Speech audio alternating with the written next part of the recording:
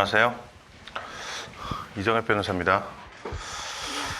자, 이번 과정은 변시 사례형 상법 이거를 1회부터 9회까지 다 한번 풀어보는 거예요. 근데 컨셉은 처음에 이 강의를 개설했을 때는 한 6회차인가 뭐 5회차 5회 시험이었나 6회 시험이었나 뭐 요 정도였어요. 근데 4일로 잡혀 있었죠. 그래서 하루에 한 문제씩 풀면 됐었어요. 그래서 그때 이걸 개설했던 취지는 사례 문제를 풀어보면서 그걸 거의 기본 강의에 준할 정도의 충실한 설명을 하자, 그런 취지였어요. 근데 지금은 그렇게 하기가 조금 어려운 면이 생기긴 했어요. 이 회차가 많아졌잖아. 9회차까지 돼갖고 이제 하루에 2개씩을 해야 되죠. 4일이니까 2개씩 해도 마지막에 하나 남죠. 근데 사실 2개씩 하면 되긴 돼요. 왜냐하면 중복되는 게 많이 나오기 때문에 뒤로 갈수록 앞에서 한 거는 그냥 넘어가게 돼. 그래서 또 하루 2개 하면, 오늘 2개 하면 그러면은 뒤에 가서는 조금 시간이 남을 수도 있어요. 오히려. 그래서 오늘은 2개를 다 못 할 수도 있어요. 그 설명을 다 해야 되니까. 그래서 어쨌든 근데 좀 어려움이 생기긴 했는데 그래도 기본 취지가 그거기 때문에 기본 강의를 할 때 준할 정도로 좀 상세하게 설명을 하긴 할 거예요. 지금 보니까 기본 강의 어저께까지 들으신 분들도 계시는데 그러면 똑같은 얘기 또 듣게 되는 수가 있어요. 뭐 그렇다고 아무 필요가 없는 건 아니고 사례 문제를 통해서 보게 되면 좀 더 입체감이 있게 느껴지죠. 그래서 의미는 있어요.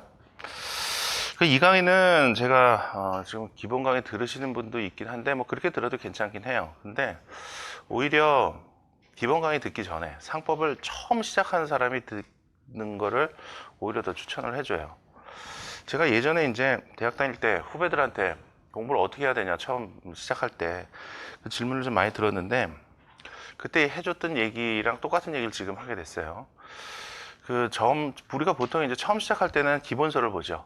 기본서를 보고 그 다음에 기본서 뭐 1회독, 2회독 정도 하다가 좀 후반에 가서 사례형 문제도 좀 풀어보고 객관식 문제도 풀어보고 이렇게 하잖아 보통은. 마지막엔 정리서 갖고 하고요. 그런데 제가 그때 얘기를 해줄 때 처음 시작할 때 사례형 문제집을 보라는 얘기를 해줬어요. 왜냐하면 이유는 2가지예요. 법학을 공부할 때 제대로 이해를 하려면 예를 들어서 설명을 해주는 게 되게 편해요. 많이 느꼈을 거예요. 예를 통해서 공부를 해야 되게 편한 면이 있어요.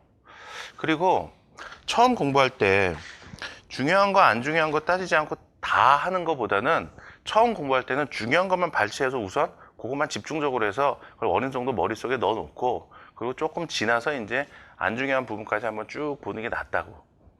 그런데 사례형 문제를 풀면 그게 둘 다 돼요. 사례형 문제라는 건 형식은 문제가 나와 있고 뭐 해설이 나와 있지만 사실 어떻게 보면 해설 각각의 쟁점을 하나의 사례화 해 놓은 게 이게 문제잖아요. 그러니까 이제 이거는 예를 통해서 설명해 주는 기능이 있어요. 그리고 또 사례 문제에 나오는 것들은 다 모든 법이나 다 마찬가지예요. 상법도 그렇고 민법도 그렇고 사례형 문제로 나오는 쟁점들은 다 해당 법에서 중요한 파트들이야. 그러니까 사례형 문제를 풀면은 그 2가지가 다 된단 말이에요. 그래서 처음 공부하시는 분한테 이 강의를 먼저 듣는 게 오히려 낫다고 그렇게 추천을 해드려요. 작년 또 그렇게 했어요. 기본 강의 하기 전에 이걸 먼저 했어, 작년에. 그리고 이제 연말에 갔는데 공부가 많이 안 돼 있다. 그래서 사례형 대비해 갖고 중요한 쟁점들만이라도 좀 제대로 공부를 하고 싶다. 그 연말에 가서는 이제 그런 분들도 이걸 들으시면 좀 괜찮을 거예요. 자, 시작을 하죠. 사례형 풀 때는 제가 저만의 푸는 방식이 있어요. 근데 요거는 되게 정형화된 거니까 지금 좀 익혀 두시는 게 좋을 거예요. 사실 이렇게 하면 되게 편해요. 사례형 풀 때. 뭐 다른 과목에서는 뭐 다른 선생님이 가르쳐 주는 방법이 있을 테니까 그거를 하면 뭐 제일 좋겠죠.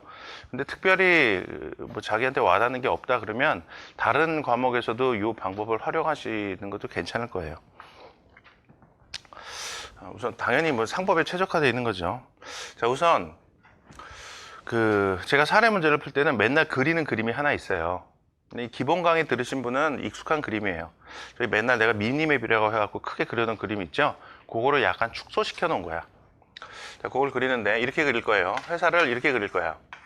이렇게 해서 반으로 나눠갖고 이렇게 해서 이 부분에 대표이사가 누군지 들어갈 거예요. 대표이사는 보통 갑인 경우가 많아요. 갑이 대표이사다 이렇게 들어갈 거예요. 그리고 여기에는 대표이사 아닌 이사들을 집어넣을 거예요. 을병이다 이렇게. 그 다음에 감사가 나오면 감사는 이렇게 띄어갖고 여기다 이제 쓸 거예요. 우리가 그 미니맵이라 해서 맨날 기본 강의할 때 그렸던 큰 그림에서는 감사도 요 안에 들어와 있어요. 요 안쪽으로 이렇게 잘라갖고 여기다 감사를 넣었어요. 근데 그거 그릴 때 그렇게 했던 이유는 이사나 감사나 다 주주총회에서 선임한다라는 걸 보여주기 위해서 그렇게 했던 거예요. 근데 사례형 문제를 풀 때는 뭐 주주총회에서 감사를 선임한다는 건 다 아니까 사례형 문제를 푸는 단계에 오면 그 정도는 다 안다고요. 그러니까 그거는 그렇게 중요하지 않아. 더 중요한 거는 사례형 문제 이제 급하게 풀어야 되는데 헷갈리지 않아야 되는 게 중요하단 말이에요. 근데 감사가 이 안에 들어가 있으면은 이게 이사인지 감사인지 이게 헷갈릴 수가 있어요. 그래서 이건 감사는 이렇게 띄어내갖고 별도로 표시를 하는 거예요.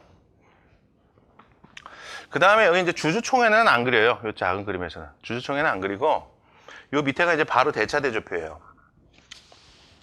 바로 대차대조표인데 대차대조표는 안 그리는 경우가 거의 태반이야. 그냥 이렇게 놔둘 때가 거의 태반이에요. 이렇게. 근데 간혹 가다가 회사의 자본금이 얼마다 이런 얘기가 나오는 경우가 있어요. 그러면 자본금을 여기다가 써줘요. 자본금 뭐 1,000만 원 이런 식으로 써줘요. 물론 이 부분은 지금 순자산 부분이지 자본금은 아니에요. 자본분은 이 순자산 중에 일부일 뿐이죠. 그런데 문제에서는 대부분 자본금만 나와.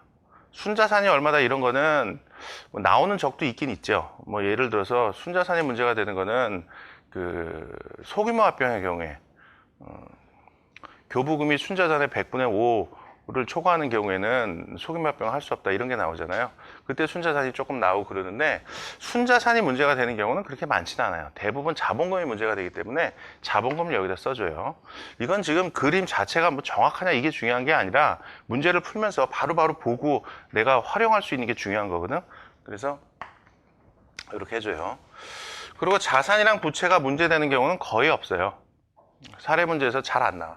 간혹 가다 자산이 얼마다라는 얘기가 나오기는 하죠. 근데 그거는 언제 나오냐면 영업 양도에서 영업의 중요한 일부의 양도를 할 때, 영업의 일부의 양도를 하는데 할 때 그때 그 영업이 영업의 중요한 일부의 양도인가를 판단하기 위한 자료로 자산이 주어지는 경우가 있긴 있어요. 뭐 예를 들어서 이런 거야. 어떤 회사가 총 자산은 뭐 100억이다. 그런데 이 회사가 하는 영업은 A 영업, B 영업 두 개다. 근데 지금 B 영업을 양도하려고 한다. 근데 B 영업의 자산은 뭐 300억이다. 100억이라 그랬나? 그럼 30억이다. 뭐 이런 식으로 서술이 돼 있다고. 그러면은 딱 봐서 회사 전체의 자산이 100억인데 해당 그 B 영업의 자산이 30억이면 이 영업이 회사 전체 자산에서 차지하는 비중이 30% 정도 되네. 이거를 우리가 알 수 있죠. 근데 보통 20% 기준으로 해서 중요한 일분지를 판단을 한단 말이야. 그러니까 30%면은 이거 중요한 일부의 양도니까 주주총회 특별결의가 필요하겠군. 이렇게 이제 판단을 하는 거예요. 그때 이제 간혹 나와. 근데 잘 안 나와요. 거의 안 나와. 자본금만 나와서 이렇게 해요. 그러면 이제 이사, 감사 봤죠?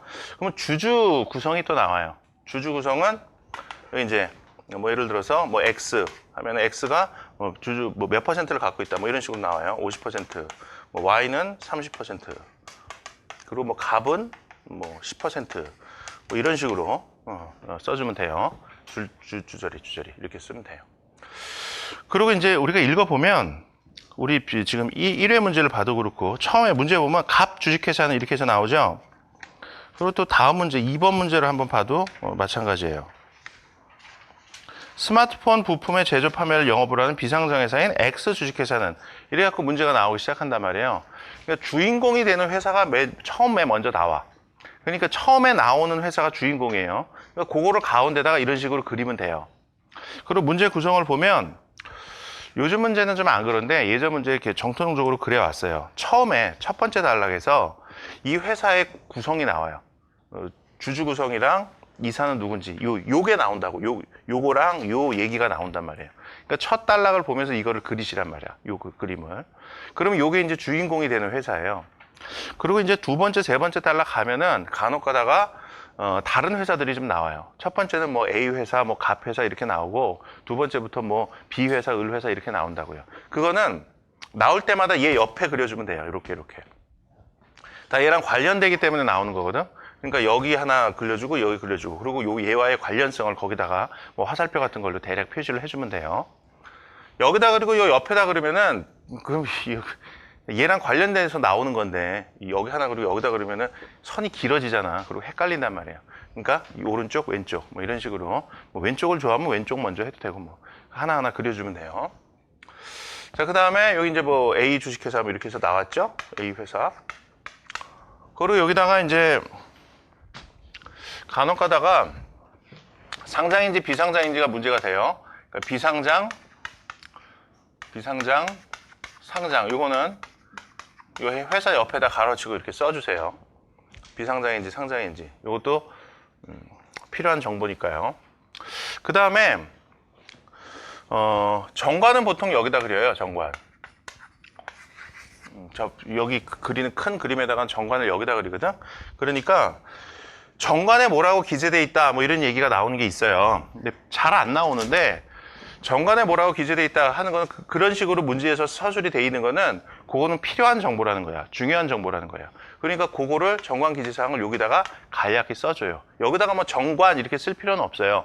요 위치가 이제 정관이 들어가는 위치다라는 걸 알고 그 정관 기재 내용을 여기다 이제 써주면 돼요. 뭐 예를 들어서 A 회사의 정관에는 주식을 양도할 때는 이사회의 승인을 받도록 되어 있다. 뭐 이렇게 나와 있다거나 아니면 A 회사의 정관에는 주주총회에서 의결권을 행사하는 데 있어서 대리인의 자격을 주주로 제한하고 있다. 이런 얘기가 나오면 대리권, 주주 제한 뭐 이런 식으로 이걸 간략하게 여기다 써주라고. 정관기재사항은요. 그렇게 해주시고 그 다음에 여기 이걸 읽다 보면 날짜 나오는 게 있어요. 날짜 나오고 그 날짜에 뭐 했다라고 나오는 게 있어요. 근데 그거는 날짜 순서대로 좀 써주세요. 날짜 순서대로. 요거는 사실 문제를 풀면서 그렇게 크게 활용하지는 않아요. 날짜 써서. 이건 그래서 하다 보면 이거 투입하는 노력 대비 활용도가 너무 떨어진다라는 생각이 들 수도 있어요. 자, 그런데 이게 결정적으로 놓칠 수 있는 노점을 잡아내주는 역할을 하는 경우가 있어.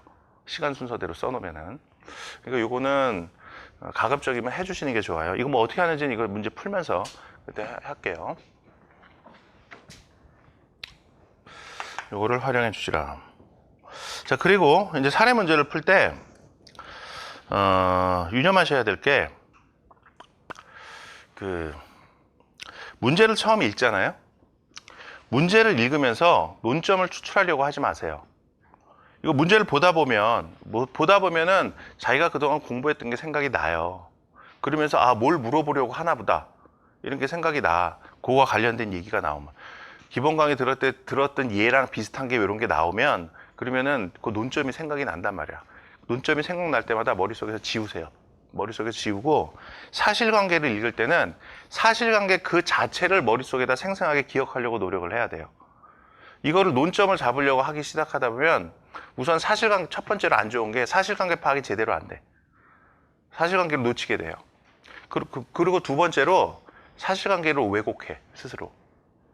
논점에 자기가 생각했던 그 논점에 매몰돼 갖고 거기에 맞춰서 사실관계를 왜곡해 스스로. 그런 경향이 생겨요. 근데 이거는 학생들뿐만 아니라 제가 다른 선생님이 쓰신 답안지를 봐도 그런 게 있어. 그럼 나도 보여. 이렇게 보면 이거 못 쓰란 얘기겠구나. 그렇게 보인다고 사실관계를 읽다 보면은 어느 정도 공부가 돼 있으면. 근데 그거를 처음에 읽을 때는 머릿속에서 지워야 돼. 그래서 사실관계 자체를 마치 우리 영화 보고 나면 영화 처음부터 끝까지 0.1초 사이에 머릿속에서 싹 스크린 할 수가 있잖아요. 전체적으로 쑥 한번. 그리고 옆에서 방금 영화 같이 봤던 애가 야, 그때 중간에 무슨 장면 하면 어쩌고 저쩌고 얘기하면 그 부분에 대해서 얘기하잖아. 그렇게 이 사실관계를 마치 영화처럼 그게 스크린이 쫙 될 수 있도록 사실관계 자체를 기억해야 돼요. 그게 매우 중요해요. 사실 사례 문제를 푸는데. 지금 강의에서는 그런 게 좀 안 나올 텐데 앞으로 이제 종합반 가면은 사례형 강의를 할 거거든요. 그 사례형 강의에서는 변시뿐만 아니라 법전형 모의고사 기출문제도 다 다루죠. 그리고 그거는 이제 진도별로 문제를 이제 쪼개놨어요. 1문, 2문, 3문 나오는 거 요거를 다 진도별로 해서 뿌려놨어. 진도 순서대로 해서 다 다뤄요. 그 강의에서는 제가 조금 그런 거 얘기를 해요. 다른 선생님 쓴 답안에서 이 부분 이렇게 서술이 돼 있는데 그거는 이러이러한 이유에서 아니다. 그리고 그렇게 잘못 서술한 이유는 이렇게 잘못 생각한 것 같다. 뭐 이런 얘기를 좀 하기도 하고 그래요. 요 과정에서는 그런 건 없을 거예요. 근데 그걸 안 하면은 좀 정확한 답안을 쓸 수 있다는 거.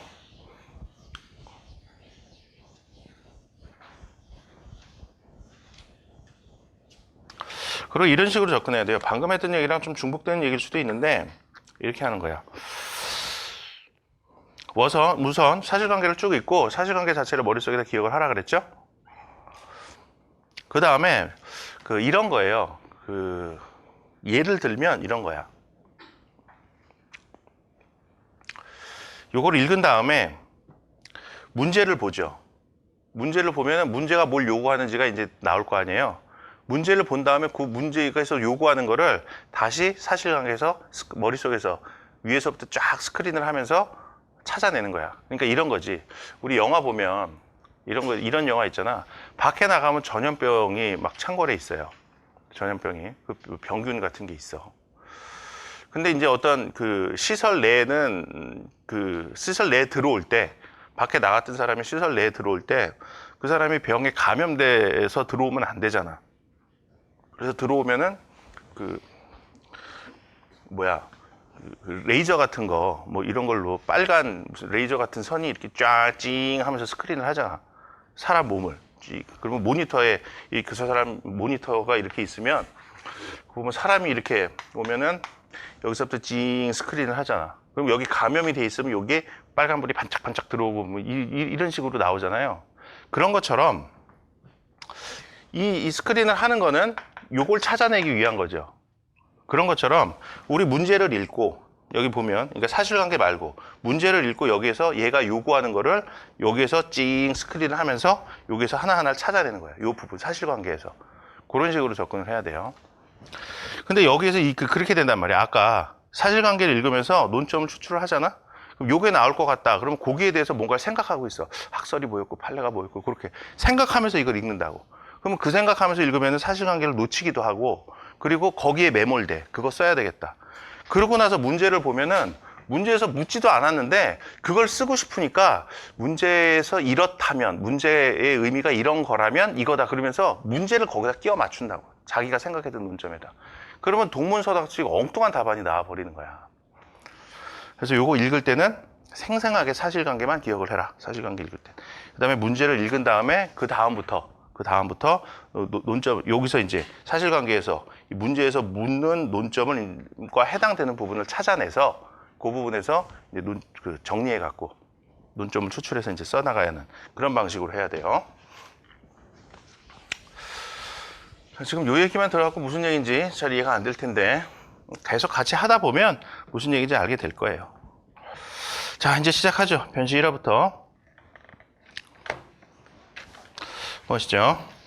갑 주식회사, 갑회사는 건설업을 정관상의 목적으로 하여 2010년 1월경 설립된 비상장회사이며 B를 대표이사, C와 D를 이사로 등기하고 있다. 갑 주식회사 나오죠? 갑회사. 회사 이름은 요 위에다 쓰는 걸로. 그 다음에 건설업을 정관상 목적으로 하고 있다. 그리고 회사의 목적도 여기다 간략하게 써주세요. 회사의 목적도. 건설업. 회사의 목적, 이게 정관 기재사항 중에 1호죠. 그러니까 목적을 쓸 때는 여기다가 써주는 게 맞죠. 정관상의 목적을 하고 2010년 1월경 설립된 비상장 회사이다. 이 갑회사는 비상장이에요. 요거를 간략하게 쓰려면 회사 이름 옆에다가 상장, 비상장을 항상 쓰는 게 습관화돼 있다. 그러면은 비상장이면 비, 상장이면 상 이렇게만 써도 되겠죠. 그럼 뭐 각자 알아서 하면 돼요. 정해진 건 없으니까. B를 대표이사로 하고 B 여기다 쓰고요. 그 다음에 CD를 이사로 등기하고 있다. 그 다음에 CD. 주주 A는 갑회사가 발행한 전체 주식의 35%를 보유하고 있는데 주주 A가 35%를 보유하고 있대요. 평소 갑회사에 절대적인 영향을 행사하며 B에게 업무 집행을 지시하는 방법으로 갑회사를 운영하여 왔다. A는 이러한 운영 방식의 불편을 느껴 대표이사직에 취임하기로 결심하고 자신을 대표이사로 선출하여 등기할 것을 B에게 지시하였다. 이에 따라 B는 다른 모든 주주들에게 소집 통지를 하지 않고 A만 참석한 주주총회에서 A를 이사로 선임한다는 결의를 거친 후 그러한 내용의 임시주주총회 의사록을 작성하였다. 그 후 B는 이사회를 개최함이 없이 A를 대표이사로 선출한다는 취지의 이사회 의사록을 작성하였고 갑회사의 대표이사를 B에서 A로 변경하는 상업등기를 2010년 9월 1일 격려하였다. 등기 얘기 나오니까 등기는 이 부분에 써주세요. 등기. 우리 큰 그림 저기서 보면 등기를 여기다 써요. 이거 뭔지 궁금하시면 기본 강의 안 들으신 분은 제 샘플 강의 있을 거예요. 근데 샘플 강의 같은 거는 거기 뭐 네이버에 들어가면 나와 있어요. 제 이름 쓰면은 샘플 강의 많이 있어. 메가 로이어스 여기에도 있고요. 근데 그거 기본 강의 1회차 강의 올라온 거 있으면은 그거를 한번 봐봐. 회사법 1회차. 그거를 한번 봐보세요. 그러면 그거 그리는 거 나와요. 그거를 참고하시면 돼요. 등기를 여기다부터 하니까 등기 사항은 요걸 여기다 쓰시면 돼요. 대표이사를 B에서 A로 변경했다. 이렇게. 그리고 여기 지금 날짜 나오는 게 두 개 있었죠? 2010년 1월경에 설립된 비상장회사이다. 그래서 2010년 1월 갑회사 설립. 그 다음에 2010년 9월경에 상업등기를 격려했다. 2010년 9월경에 대표이사를 B에서 A로 변경하는 등기를 했다. 이거 보면 사실 이 문제는 저는 이제 해설을 읽고 와서 알긴 알죠. 근데 이 정보는, 이 날짜 정보는 이 문제에선 그렇게 중요하진 않아요. 중요한 정보는 아닌데 이렇게 보면은 이런 느낌이 들죠. 1월 달에 회사를 설립하고 한 8개월 가량 B를 대표이사로 했는데 그 중간에 A가 지배주주로서 B한테 회사 경영 이렇게 해라 저렇게 해라 시키는 방식으로 했구나. 그런데 그게 불편해서 8개월 만에 자기가 직접 대표이사에 취임하기로 했네. 이런 생각이 들죠. 사실관계 그냥 그대로 얘기한 거예요. 특별한 얘기한 거 아니야. 그 후부터 A는 대내적으로 대표이사 사장이라는 직함을 사용하면서 업무를 하였는데 갑회사의 다른 이사들은 이를 알고도 아무런 이의를 제기하지 않았으며 A는 갑회사의 법인 인감을 보관하면서 사용하였다. A는 자신을 대표이사로 믿고 거래해온 을 주식회사. 을 회사 나왔으니까 여기다 써줘야 되겠죠? 을 회사.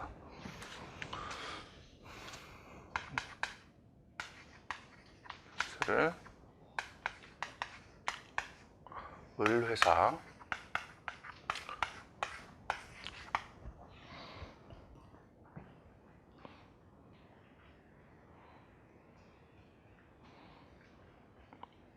거래해온 을 주식회사와 건설자재 공급에 관한 계약을 2011년 1월 30일을 체결하면서 건설자재 공급에 관한 계약, 얘하고 계약을 체결했대네요. 이걸 뭐라고 부른다 그랬어요? 납품계약, 건설자재 공급에 관한 계약을 2011년 1월 30일을 체결하였다. 납품계약 체결. 2011년 1월 30일. 2011년 1월 31일 납품계약 체결.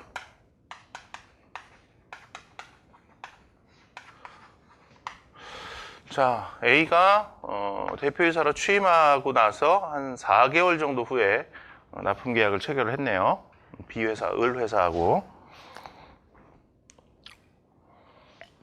그 계약서 서명란에 대표이사 직함과 자신의 성명을 기재하고 날인하였다. 자기 이름 직접 써서 했네요. 납품계약의 주된 내용은 갑회사가 을회사로부터 건설자재를 2011년 10월 30일까지 납품받으면서 3억 원의 대금을 지급하기로 하되 계약 체결일로부터 1개월 내에 선급금으로 1억 원을 지급하고 건설자재 인도 후 잔금 2억 원을 지급하기로 하는 것이었다.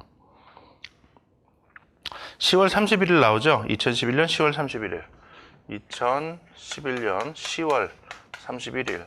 자, 계약은 1월 31일 날 했는데 계약의 완료 시점은 10월 31일이네요. 9개월 정도 간 계약이 완전히 이행되지 않은 상태로 지속될 수가 있겠네요. 근데 이 계약 내역을 보면은 한 달 있다가 요때부터 한 달 정도 후에 1억 원 주기로 했고, 그리고 10월 31일 요 무렵인가요? 요 무렵에 2억 원 주기로 했나? 1개월 후에 선급금으로 1억 원을 지급하고 건설자재 인도 후 잔금 2억 원을 지급하기로 하였다. 건설 자재는 10월 31일까지 납품받는 거고요. 1억 원, 2억 원은 이렇게 나눠서 한다. 정확하게 나오진 않네요. 위 납품 계약을 체결한 직후 B는 A로의 대표이사 변경 등기를 문제 삼는 다른 주주들이 항의를 받았다. 이에 B가 A를 제외하고 C와 D에게만 이사의 소집 통지를 하여 개최된 이사회에서 C를 대표이사로 선출하기로 의결한 후 2011년 2월 말경 C를 대표이사로 등교하였다. 2011년 2월 말 나오네요. 2011년 2월 말. 2011년 2월 말 여기 나오는데 지금 그게 아니지. 여기다 쓰면 안 되죠. 여기다 써야 되겠지? 네? 그죠? 이건 10월 31일이잖아. 2월이면 여기다 써야지. 2011년 2월 말.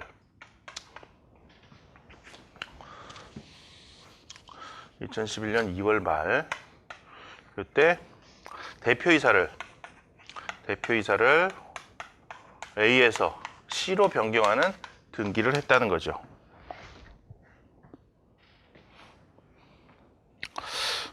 그러면 어떻게 됐어요?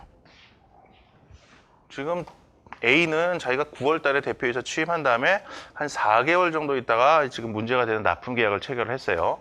근데 납품 계약 체결한 다음에 한 달경 있다가 기존에 있던 대표이사 B가 이사회 열어갖고 C를 대표이사로 선임한 다음에 C를 대표이사로 등기를 했네요.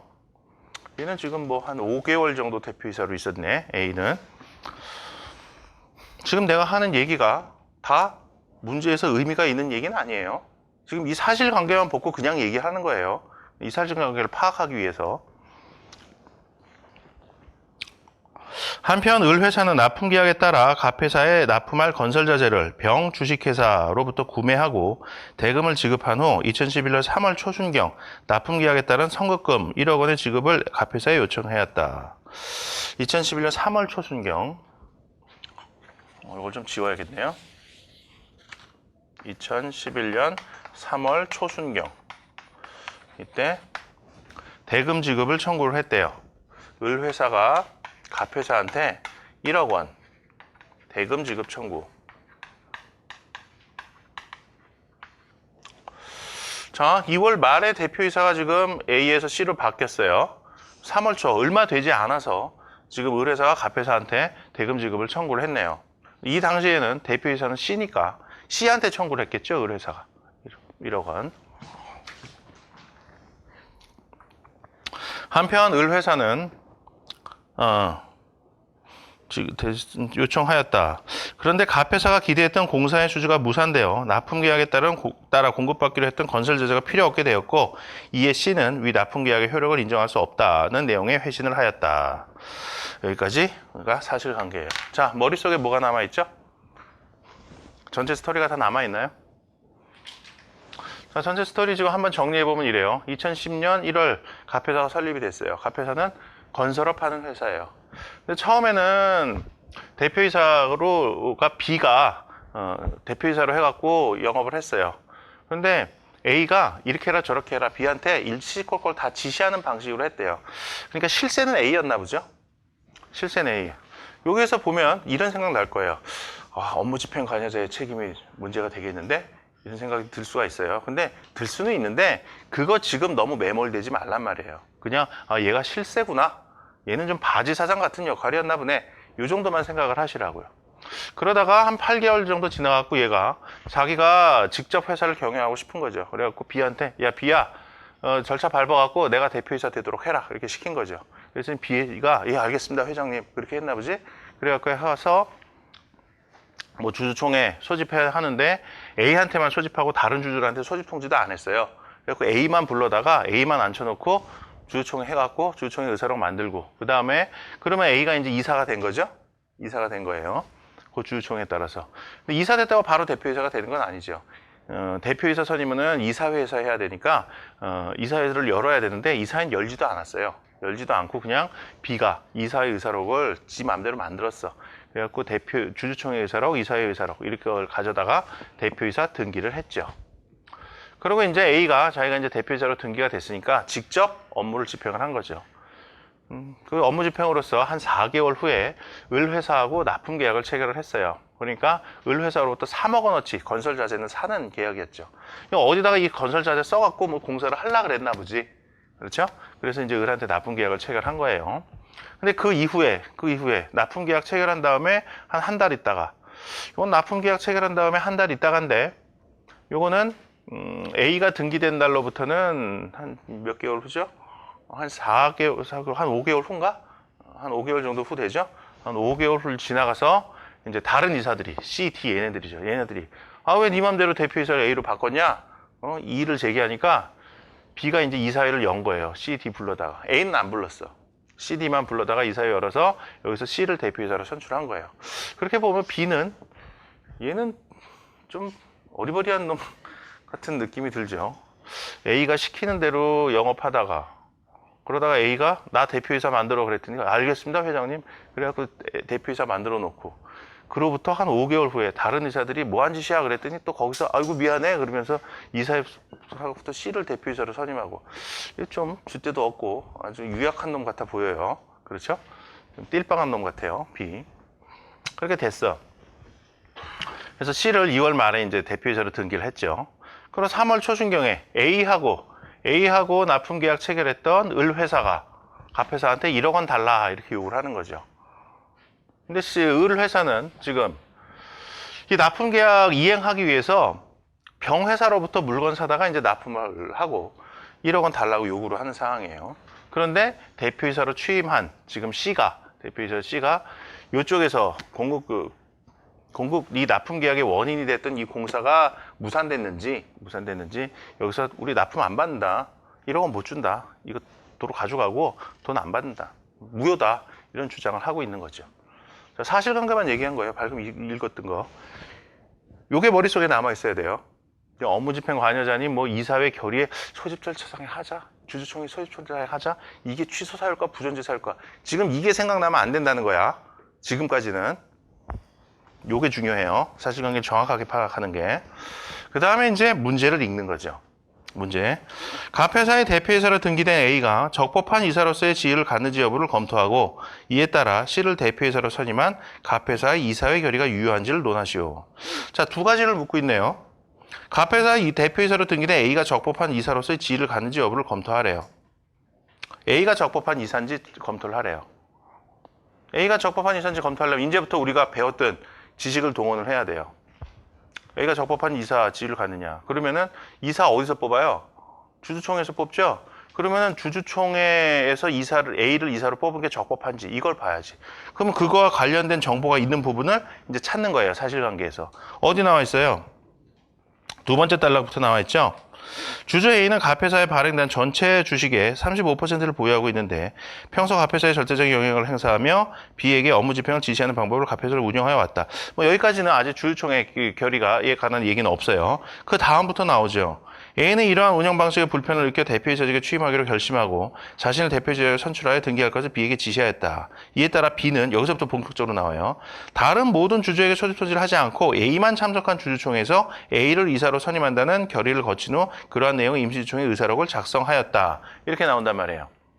자, 주주총회에서 이사를 선임을 해야 되는데 이 주주총회 했던 절차가 간략하게 지금 얘기가 나와요. 우선 주주총회는 이제 소집 절차가 있고 결의 방법이 있죠. 소집 절차 하면 소집을 한 다음에 소집한 이후에 총회장에서 결의를 하는 절차를 거치잖아. 소집 절차장의 하자가 지금 뭐가 있는 걸 보자고요. 소집 절차장의 하자. 자, 소집 절차를 쭉 보시죠. 소집 절차. 기본 강의에 준할 정도로 설명을 해야 되니까 우선 소집 절차를 쭉 볼게요. 소집 절차. 자, 주주총회 소집에 관한 의사결정은 어디서 하느냐? 원칙적으로 이사회에서 하죠. 이사회 결의로서 주주총회를 소집할 건지 말 건지를 결정을 하고, 그리고 주주총회를 소집한다고 했을 때 언제 어디서 그리고 뭐에 대해서 결의를 할지 이것까지 정해요. 다시 말해서 주주총회 일시, 장소, 그리고 회의의 목적 사항까지 이렇게 정하는 거예요. 이 경우는 지금 일시 장소까지는 안 나왔고 회의의 목적 사항이 나왔죠. 이사 선임에 관한 건이죠. A를 지금 이사로 선임하기 위해서 주주총회를 소집하는 거니까 주주총회 결의사항은 이사 선임에 관한 건이에요. 요거까지 정해갖고 지금 했을 거예요. 물론 이사회에서 주주총회 소집 결정을 했다 지금 이런 얘기는 나오지 않아. 사실관계에서. 그런데 나오지 않는 거는 굳이 문제 삼지 말라는 얘기야. 사실관계에서는. 안 나온 거를 전부 다 흠결된 절차라고 해갖고 문제를 풀면은 그것도 또 삼천포로 빠져요. 이게. 그러니까 특별히 문제 삼지 않는 거는 우리도 문제 삼지 않으면 돼요. 사실관계에서 문제 삼지 않는 건. 자, 이사회 결의를 그냥 거쳤다고 봐야 돼. 이 정도 되면. 이사회 결의로서 소집을 했다. 아니면 저 뒤에 이제 이사들이 문제를 삼았다 이런 걸로 봐서 뭐 이사회 소집이 없었다고 볼 여지도 있긴 있죠. 이런 문제에서는. 근데 뭐 굳이 이사회 소집 절차를 거치지 않고 이런 얘기가 나오지 않는 한 그걸 하자로 다루지는 말란 말이에요. 그 다음에 소집 절차 보시면은 소집 통지는 누가 하느냐? 대표이사가 해요. 소집에 관한 결정은 이사회가 하고 이사회가 결정한 사항을 대표이사가 집행하는 차원에서 소집 통지를 한다고요. 소집 통지를 할 때 어떻게 하느냐? 소집 통지의 기간 보시면은 2주 전에 발송해야 돼요. 2주 전에 소집 통지서를 발송을 해야 돼요. 그리고 소집 통지를 하는 방법은 서면에 의해야 되는 게 원칙이에요. 구두나 전화 이런 걸로 하면 안 돼요. 서면에 의해서 소집 통지서를 발송하는 방법으로 해야 돼요. 다만 예외적으로 전자문서로 할 수 있는 경우가 있어요. 이메일 보내는 거죠. 누구한테 그러냐면 동의한 주주에 한해서. 전자문서로 소집통지서 보내주는 거에 대해서 동의한 주주에 한해서 전자문서로 소집통지를 할 수가 있어요. 그리고 소집통지 할 때는 반드시 소집통지서에다가 회의의 목적사항을 기재해야 돼요. 근데 회의의 목적사항이라고 하면 두 가지가 있죠. 의제가 있고 의안이 있어요. 의제라는 거는 회의의 목적사항의 제목을 말하는 거고 의안은 구체적인 안을 말하는 거죠. 이사 선임을 할 때, 이사 선임을 회의의 목적사항을 할 때 의제라고 하면은 제목이니까 이사 선임의 건이죠. 이게 의제예요. 그리고 요에서 의안은 구체적인 안은 후보 A를 이사로 선임하자는 안 이렇게 되는 거죠. 후보 A를 이사로 선임하자는 안 이게 이제 구체적인 안이에요. 근데 소집 통지서에 반드시 기재돼야 되는 회의의 목적사항은 요 의제에 한정이 돼요. 의안은 기재를 할 수는 있지만 반드시 기재해야 되는 건 아니야. 근데 의제는 반드시 기재해야 돼요. 이렇게 기재를 해야 된다. 그리고 소집 통지의 대상은 누구냐? 각 주주예요. 그러니까 모든 주주한테 다 해줘야 된다는 거야. 다만 소집 통지를 안 해줘도 되는 주주가 있긴 있죠. 누가 있느냐? 의결권이 없는 주주. 주주총회에서 소집 통지를 해주는 이유는 주주로 하여금 주주총회에 출석해서 의결권을 행사할 수 있는 기회를 보장해주기 위함이에요. 그렇기 때문에 의결권이 없는 주주한테는 소집 통지를 안 해줘도 돼요. 자, 그 다음에 두 번째, 장기 통지 불도달 주주. 장기 통지 불도달 주주. 이건 뭐냐면 회사에서 주주명부상의 주주로 계속해서 소집 통지를 보내왔는데 3년 동안 소집 통지가 계속해서 도달하지 않는 그러한 주주를 말하는 거예요. 그러한 주주한테는 소집 통지를 안 해줘도 돼요. 왜냐하면 3년 동안 도달 안 했다는 건 지금 얘가 이 집에 안 산다는 얘기겠지. 그러니까 해줄 필요, 얘가 여기다 소집 통지 해줘도 얘 지금 이거 못 받을 가능성이 매우 높은 상황이라는 거예요. 그러니까 이제 소집 통지 해주지 말라는 거지. 돈만 낭비야. 우표값만 낭비라는 거죠.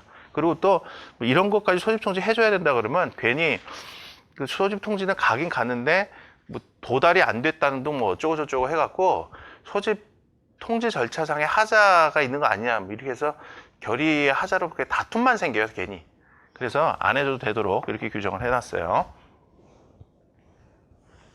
자, 우리 문제하고 관련된 거는 지금 요거죠.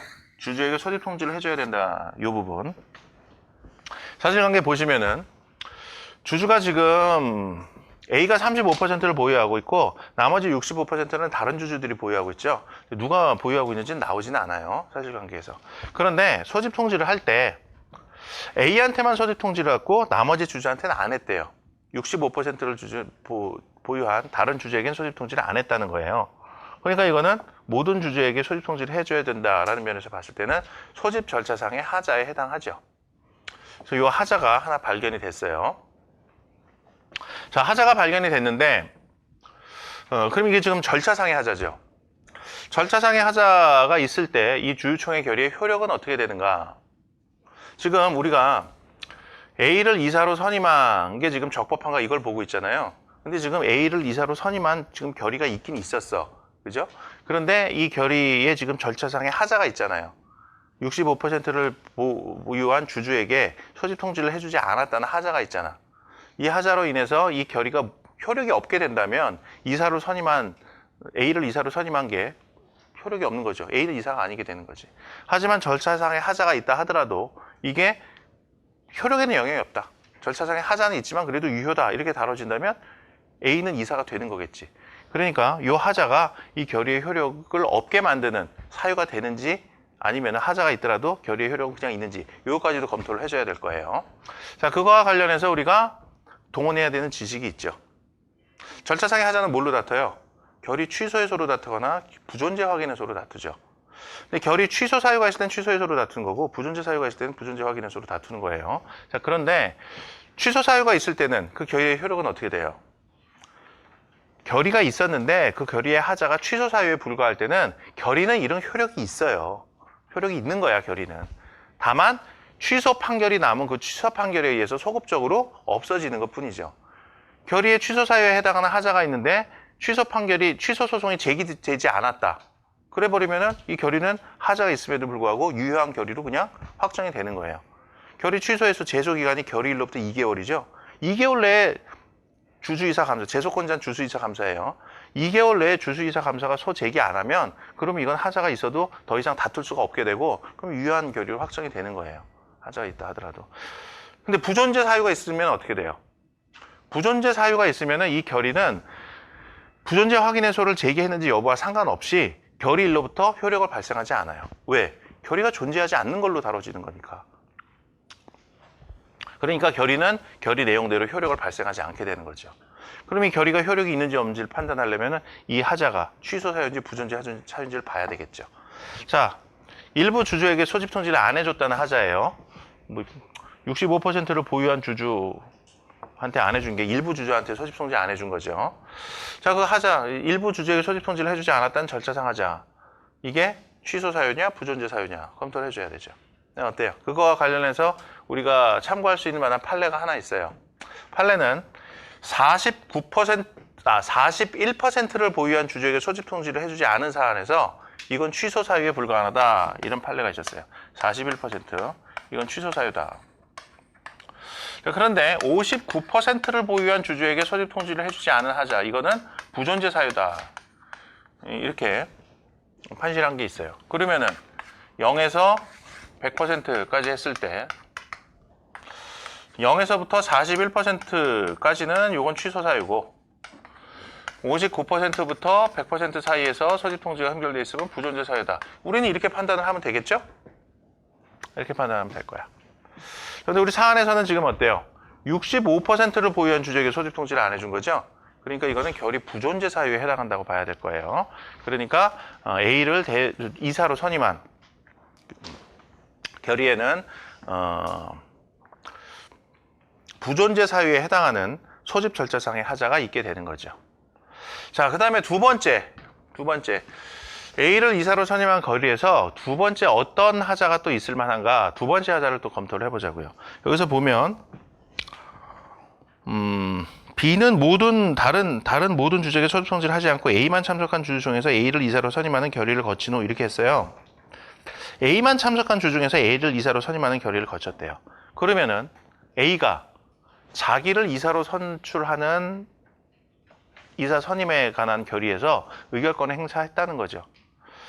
자기가 특별히 관계로 의결권이 제한되는데 그 제한을 위반해서 의결권을 행사한 하자가 있는 건 아니냐? 요거를 검토를 해줘야 되겠죠. 물론 아시는 분은 아시겠지만 이거는 하자에 해당하지는 않아요. 한데 검토는 해줘야 돼. 그게 중요한 쟁점으로 우리 교과서에서 나오니까요. 자, 특별이해관계는 의결권 제한 보시죠.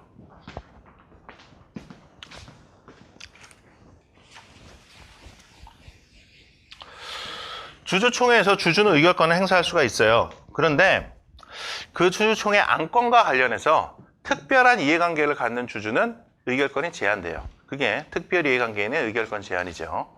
그럼 여기서 말하는 특별이해관계라는 게 뭘 의미하는 거냐? 여기서 뭐 많은 학설이 있어요. 그런데 개인법설이라는 학설이 통설이고 판례예요. 개인법설은 내용이 뭐냐면 회사의 지배와 관련된 이해관계는 특별한 이해관계가 아니다. 회사의 지배와 관계없이 개인적으로 갖는 이해관계가 특별한 이해관계다. 이렇게 보는 거예요. 그래서 예를 들어서 대표적인 게 이사의 보수를 정하는 주주총회 결의에서 당의 그 이사인 주주, 여기 해당하죠. A 회사가 있는데 거기에 주주 갑이라는 사람이 있어요. 근데 갑이 이제 이사이기도 해. 주주이자 이사예요. 주주이자 이사야.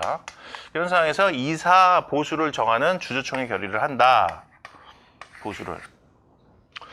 보통 주주들은 이사한테 월급 조금 주고 싶을 거야.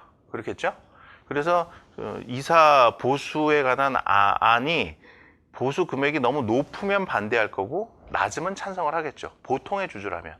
하지만 갑이 주주이면서 이사이기도 하는 그런 상황이면은 반대가 되겠지. 얘는 이사 보수가 많으면 찬성할 거고 적으면 반대를 할 거예요. 그러면 이런 애가 이제 의결권 행사할 수 있도록 하면 그러면 전체적으로 회사한테는 손해가 되죠. 이사 보수 많이 주는 건 회사한테는 손해니까. 그래서 이러한 경우에는 갑이 이 결의 사항에 대해서 회사 지배와 관련해서 이해관계가 있는 게 아니라 개인적으로 이해관계가 있는 사안에 해당한다. 그래서 의결권을 제한해 버려요. 그래서 의결권 없어지는 거야. 자, 지금 문제가 되는 거는 이게 이제 대표적인 사례고요. 문제가 되는 거는 갑회사죠. 갑회사에서 지금 A가 주주인데 주주총회에서 이사 선임 결의를 해요. 근데 A가 이사 후보야. 자기를 이사로 선출하는 주주총회 결의를 하고 있는 거예요. 여기서 그 당사자인 주주, 얘가 특별이해관계에서 이의결권이 제한되느냐. 근데 판례는 이사 선임 해임 결의에서 당사자인 주주는 특별이해관계인에 해당하지 않는다고 봐요. 뭐 그렇겠죠. 이사가 누구가 되는가 이거는 회사 지배와 관련해서 주주로서 이해관계를 갖는 거지 개인적으로 이해관계를 갖지는 않죠. 그러면 특별이해관계에 해당하지 않는다. 그래서 요 결의에서 A가 자기를 이사로 선임하는 결의를 하는데 의결권을 행사했다 하더라도 이거는 결의 방법상의 하자에 해당하지 않는다는 거예요. 자, 이렇게 보면은 결론은 어떻게 나야 될까요? 문제를 다시 한번 읽어보세요. 그리고 또 한 가지 그 팁이 지금 몇 가지 사례 문제 풀 때 팁을 말씀을 드리는데 지금 여기 보시면은 나오지만 우선 쟁점의 정리 그래갖고 논점이 뭔지 나오죠. 쟁점이 뭔지 정리를 하죠. 근데 이거는 뭐 문제 제기라는 목차로 하는 경우도 있고 문제의 소재 이렇게 하기도 하고 하는데 저는 쟁점의 정리라는 목차를 좀 많이 써요. 이건 뭐 어떻게 하든 그건 자기 마음이에요. 뭘로 해도 상관이 없어요. 저는 개인적으로 문제의 제기라 그러면 사실관계 이 자체가 문제 아닌가요? 사실관계하고 이 문제 나온 거 있잖아. 문제 1, 문제 2. 이게 문제의 제기지. 이 문제를 해결하는 데 있어서 필요한 쟁점을 우리가 찾아내야 되는데 그 쟁점이 뭔가를 지금 써주는 거면 쟁점의 정리라는 목차가 더 맞지 않나라는 생각이 들어서 저는 이거를 선호해요. 근데 그거는 뭐 각자 원하시는 걸 하면 돼요.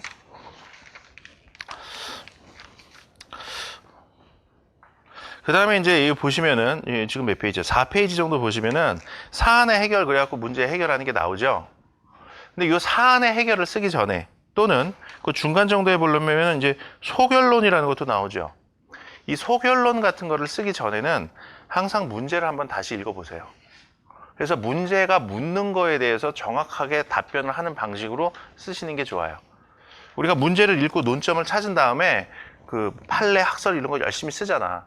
열심히 쓰다 보면은 판례 학설에 따른 결론을 머릿속에서 그냥 사례 적용해갖고 그냥 쓰는 경우가 있어요. 그러면은 틀린 얘기를 쓰는 건 아닌데 문제에서 묻는 거하고 뭔가 약간 핀트가 안 맞는 방식으로 쓰는 경우가 있어. 그래서 그거를 방지하려면 문제를 다시 한번 반드시 읽어보고 그리고 그 문제가 묻는 거에 정확하게 맞춰서 답변을 하세요. 자, 읽어보면 갑회사의 대표이사로 등기된 A가 적법한 이사로서의 지위를 갖는지 여부를 검토하고 적법한 이사로서의 지위를 갖는가 하면은 이러한 이유에서 적법한 이사로서의 지위를 갖는다 또는 적법한 이사로서의 지위를 갖지 않는다 이렇게 서술을 해야 돼요. 자, 그런데 방금 한 얘기가 무슨 얘기냐면 지금 이렇게 쓰잖아. 각 주주에게 소집 통지를 해줘야 되는데 65%를 보유한 주주에게 소집 통지를 해주지 않은 하자가 있다. 이렇게 여기까지 왔잖아. 그리고 A가 의결권을 행사한 거는 뭐 적법하다 이렇게 하잖아. 그럼 요걸 안 읽어보고 사실 소결론을 쓰거나 사실 사안의 해결을 쓸 때 이렇게 쓰는 경우가 있어. A를 이사로 선임한 주주총회에는 부존재 사유에 해당하는 하자가 있다.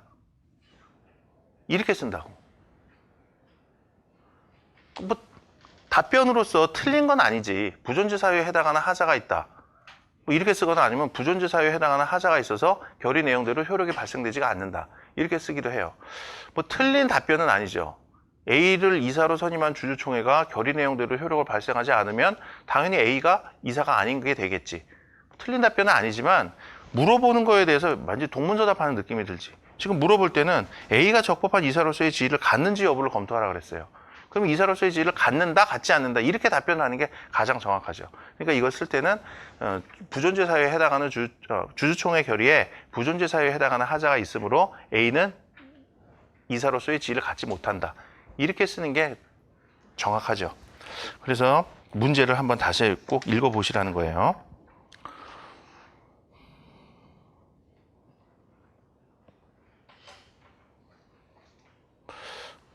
사안의 해결 부분 보시면 그렇게 나와 있죠. 결의 내용대로 효력을 발생하지 않으므로 A는 이 사건 주주총회 결의로 인해 이사로 선임되었더라도 이사로서의 지위를 갖지 못한다. 이렇게 서술돼 있지. 이런 식으로 쓰시는 게 좋아요. 제가 채점을 해보면 이렇게 딱 써주면은 좀 흐뭇한 느낌이 들어요. 아, 묻는 대로 정확하게 답을 해줬구나. 근데 이제 부존재 사유에 해당하는 하자가 있다. 또는 결의는 부존재한다. 이렇게만 끝내버리면 좀 그렇다. 이런 느낌. 그런 게 들어. 사람 마음이 다 비슷비슷해서. 자, 그 다음에 그걸 검토를 했어요. 이제 이사로서의 지위를 갖는지 여부를 검토했어. 그리고 그에 따라서 C를 대표이사로 선임한 A 회사의 이사의 결의가 유효한지 여부를 논하라. C를 그에 따라서 A가 주주인지 여부를 따라서 C를 대표이사로 선임한 이사의 결의 유효한지를 논하래요. 자, 이거 관련하면 C를 대표이사로 선임한 이사회 관련해서 그 사실관계를 다시 한번 봐야지. 그 사실관계 어디 나오죠? 둘, 셋, 네 번째 단락에 나오죠. 위 납품 계약을 체결한 직후 B는 A로의 대표이사 변경 등기를 문제 삼는 다른 이사들의 항의를 받았다. 이에 B가 A를 제외하고 C와 D에게만 이사의 소집 통지를 하여 개최된 이사회에서 C를 대표이사로 선출하기로 의결한 후 2011년 2월 말경 C를 대표이사로 등기하였다.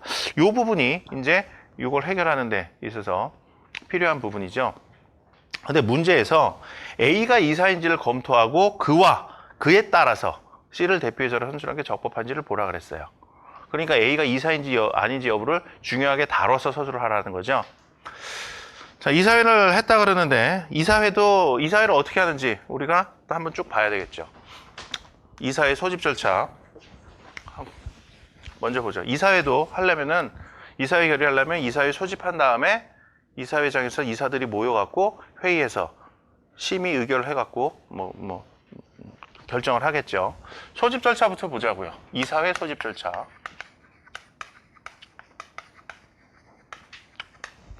자, 이사회 소집에 관한 결정 및 소집 통지는 누가 하느냐? 각 이사가 하죠. 각 이사. 대표이사만 할 수 있다 이렇게 생각하면 안 된다 그랬어요. 이사라면 누구나 다 할 수가 있어요. 각 이사가 하는 거예요. 그 다음에 소집에 관한 절차, 소집 통지는 언제까지 해야 되느냐? 1주 전에 발송하면 되죠. 1주 전에 도달할 필요는 없어요. 1주 전에 발송만 하면 돼요. 그 다음에 두 번째, 방법은 어떻게 되느냐? 요거랑 비교해서 봐요. 요거랑 비교해서 양가로로 할까? 양가로로 두 번째. 방법은 어떻게 되느냐? 반드시 서면에 의할 필요는 없어요. 이사의 소집에 관한 소집 통지는 구두로 해도 되고 전화로 해도 되고 문자 메시지로 해도 뭐 되고 뭐 뭘로 해도 상관없어요. 소집 통지 해주기만 하면 돼. 반드시 서면이나 전자문서를 해야 될 필요가 없다는 게 중요해요. 그 다음에 세 번째, 회의의 목적사항을 반드시 통지를 해줘야 되느냐? 회의의 목적사항. 이거는 통지할 필요가 없다고 봐요, 판례가. 판례가 정관의 회의의 목적사항을 통지해줘야 된다고 나와 있거나 또는 회의의 목적사항을 통지해주지 않으면 이사들이 해당 안건을 심의 의결하는 데 현저한 지장이 있거나 이와 같은 특별한 사정이 없는 한 회의의 목적사항 통지해줄 필요 없다. 이렇게 봤어요. 그 다음에 누구한테서 통지를 해줘야 되느냐? 각 이사와 감사예요. 감사. 이사뿐만 아니라 감사한테도 소집 통지를 해줘야 돼요. 각 이사한테 소집 통지를 해줘라고 한 이유는 이사에 나와서 의결권을 행사할 수 있는 기회를 보장해주기 위함이죠. 근데 감사한테는 소집 통지해주라고 한 이유가 이거하고는 좀 달라요. 감사는 이사에서 의결권은 없죠. 감사니까. 근데 감사는 의사에 나가서 자기의 의견을 진술할 수 있는 권리가 있어요. 그래서 의견 진술할 기회를 보장해주기 위해서 감사한테 소집 통지를 해주라고 하는 거예요. 이렇게 소집 통지를 해주라고 한 취지가 다르기 때문에 소집 통지를 흠결했을 때 결의에 미치는 영향도 달라요. 이사 중에 일부한테 소집 통지를 흠결하고 결의를 하면 그 결의에 하자가 있게 돼. 그래서 그 결의는 무효가 돼요, 결국. 근데 감사한테는 소집 통지를 해주지 않았다 하더라도 감사한테 소집 통지를 해주지 않고 한 결의에 하자가 있다고 보지는 않아요. 그 결의는 그대로 유효한 거예요. 얘는 의결권이 없는 거니까. 지금 우리 문제하고 관련된 거는 요거죠, 요거. 첫 번째로 요거예요. 자, 지금 B가 소집했다라고 했어요. 근데 B가 누구한테 소집 통지를 했는지 뭐 이건 뭐 정확하게는 안 나오죠. 그런데 나오지. C하고 D한테 소집 통지했잖아. A를 제외하고 C와 D에게만 이사회 소집 통지를 하여 개최된 이사회에서 이렇게 나왔죠. A에게 소집 통지를 해주지 않은 게 적법한가? 이거를 검토를 하라는 거예요. 자, 그런데 어때요? 아까 A를 주주로 선출한 주주총회 결의에는 부존재 사유에 해당하는 하자가 있기 때문에 뭐 부존재 확인해서 이런 거 필요 없이 결의는 효력을 발생하지가 않죠. 그러니까 A는 이사가 아닌 거예요. 그러니까 A한테 소집 통지를 해주지 않은 거는 문제가 되지 않아요. 요거를 중점적으로 다뤄주라는 거예요. 자, 근데 부수적으로 좀 생각을 해볼 만한 게 지금 소집 통지를 B가 했어요. B가 소집 통지를 한 거 적법하냐? 이것도 한번 검토는 해볼 필요가 있어요. 뭐 써줘도 되고 안 써줘도 되는 사안인데 한번 검토는 해줄 필요가 있어요. 왜냐하면 여기에서 지금 A가 B한테 그랬잖아. 야, 나를 대표이사로 하는 절차 밟어. 내가 대표이사 될래. 대표이사 절차 밟어. 그리고 얘가 예, 알겠습니다, 회장님. 그리고 절차 밟아갖고 B에서 A로 대표이사를 변경을 하는 이런 걸 했잖아요. 그러니까 B가 소집한 건 잘못된 거 아니냐. 한번 생각은 해볼 수는 있겠죠. 잘못된 거 아니죠. 우선 이사의 소집 통지는 각 이사가 할 수 있으니까 B가 설사 대표이사가 아니라 하더라도 B는 할 수가 있는 거예요. 얘가 이사가 되고 이사로 선임이 되고 대표이사 등기를 하긴 했지만 그렇다고 해서 A가 이사가 됐다고 해서 B가 지금 이사에서 해임됐다거나 이사직에서 퇴임됐다는 얘기는 지금 없잖아요. A가 추가적으로 이사가 됐을 뿐이지 B가 퇴임했다는 얘기는 없다고 지금 사실관계에. 그러니까 B는 이사직은 유지를 하는 거예요. 이게 유효한지 여부를 따지기 전에 B는 이사직은 유효한 거야. 그러니까 소집 통지하는 건 적법해요. 근데 이 얘기를 왜 하냐면 다른 해설을 보니까 이 대표이사 등기를 하긴 했지만 이 대표이사 A로의 대표이사 등기가 무효이기 때문에 A로의 대표이사 선임이 무효이기 때문에 B가 한 소집 통지는 적법하다. 이렇게 서술이 돼 있는 걸 제가 봤어요. 근데 그건 맞지 않지. 그건 맞지 않죠. 그거는 마치 이사의 소집 통지는 대표이사만이 할 수 있다라는 걸 전제로 한 설명이지. 근데 그게 아니잖아요. 이사이기만 하면 누구나 할 수 있는 거잖아. 그러니까 이사니까 할 수 있어요. 한번 생각해 볼 만은 해요. 사실 요것만 다뤄줘도 상관은 없을 것 같아요. 지금 앞에서 A가 적법한 이사로서의 지위를 갖는지 여부를 검토하고 그에 따라서 C를 대표이사로 하지만 갑회사 이사의 결의 유효한지를 논하라고 했으니까 A한테 소집 통지를 해주지 않은 게 적법한지 여부만 논하라는 얘기로 문제를 해석해도 별 상관은 없을 거예요. 자, 그런데 문제가 나왔으니 관련돼 있는 쟁점들은 우리가 다 찾아서 검토를 해주는 게 좋겠죠. 그래서 지금 이사회에서 여기서 B가 A를 제외하고 C와 D에게만 이사회 소집 통지를 하여 개최는 이사회에서 C를 대표이사로 선출하기로 의결을 했다는데 지금 그러면은 B, C, D가 모여갖고 C를 대표이사로 선출을 했다는 거 아니에요. 여기서 지금 누가 찬성을 했는지 반대를 했는지는 뭐 명확하게 나오지 않지만 어쨌든 B가 C, D를 불러다가 이사회하고 거기서 C를 대표이사로 선출을 했으면 C가 의결권을 행사했을 가능성이 높겠죠. 자기 자신을 대표이사로 선출하는 이사회 결의에서 C가 스스로 의결권 행사한 게 특별히 관계인 의결권 제한에 의해서 위법한 거 아니냐, 이걸 검토를 해줘야 되겠죠. 근데 아까 본 것처럼 아까 이제 주주총회에서 이사 선임 해임 결의를 할 때 당사자인 주주가 특별히 관계인 아니라고 했었죠. 그거와 마찬가지로 이사회에서 대표이사를 선출하거나 해임하는 결의를 하는 데 있어서 당사자인 이사도 특별히 관계인이 아니에요. 그래서 설사 여기서 C가 자기를 대표이사로 선출하는 결의에서 의결권을 행사했다 하더라도 그거는 특별히 관계인 의결권 제한 위반에 해당하지 않아요. 이건 적법해. 그래서 이 이사의 결의는 우리가 따져볼 게 A에게 소집 통지해주지 않은 거, C가 의결권 행사한 거, 이 두 가지가 적법한가 이거를 따져볼 만한 건데 뭐 위법의 소지는 없죠. 둘 다 지금 본 바와 같이. 그래서 견해를 논하시오라고 해서 문제 1 사안의 해결 보시면은 C를 대표이사로 선임한 갑회사의 이사의 결의는 아무런 하자가 없으므로 유효하다. 여기서도 이사회 결의가 유효한지를 논하시오라고 했으니까 뭐 사안의 해결 쓰기 전에 반드시 이 문제 1을 다시 읽어보고 유효한지를 논하라, 유효하다, 무효다 이렇게 써주시는 게 좋아요. 근데 여기 보시면 바와 같이 아무런 하자가 없으므로 유효하다 이렇게 결론을 내주시라고요. 자, 잠시 쉬었다가 2번 볼게요.